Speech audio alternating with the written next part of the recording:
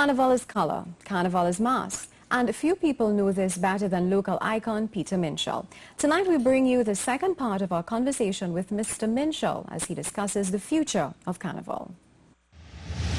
Land of mystery. There's no denying that Trinidad and Tobago Carnival has changed. Some say it has grown, evolved even. However, legendary massman Peter Minshall does not agree. He says many elements of the true Trini Carnival experience have been forcibly and regrettably removed.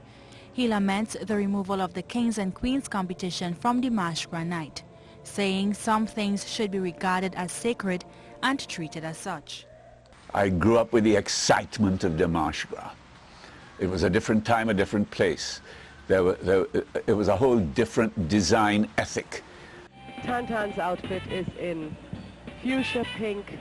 Minshall said it grieves him that Trinbagonians seem to have such a lazy approach to the creation and playing of mass.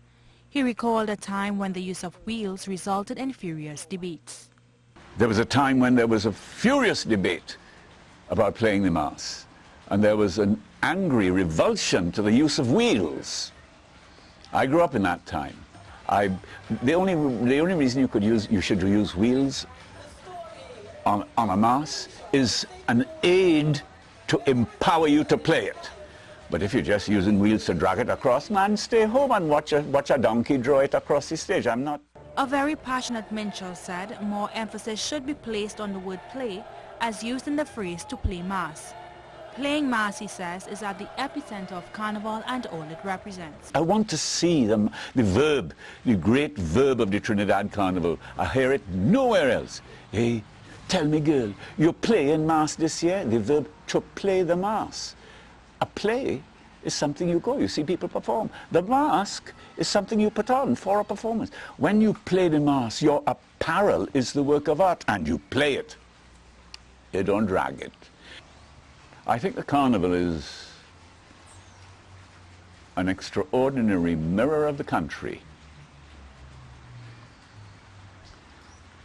And the current Carnival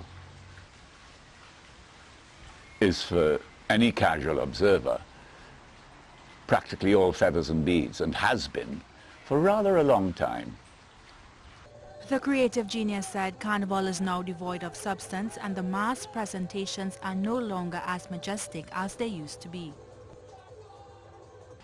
I grew up surrounded by the rich surrealism of the fancy sailor. I was a boy to witness and live the triplet birth of Pan, fancy sailor and flagwoman. Like they sprout out of the ground all at the same time. Well, you think I could ever forget those riches?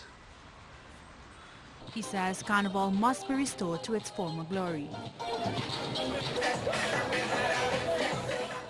I think we have to start working on our souls, or rather on our collective soul. I think that in the 50-odd years of independence, the soul of the country, with a bright glare of spotlights on it all the time, has withered. The place is magical, but the politics have driven much of the magic underground. And I get frightened when we have this little new world.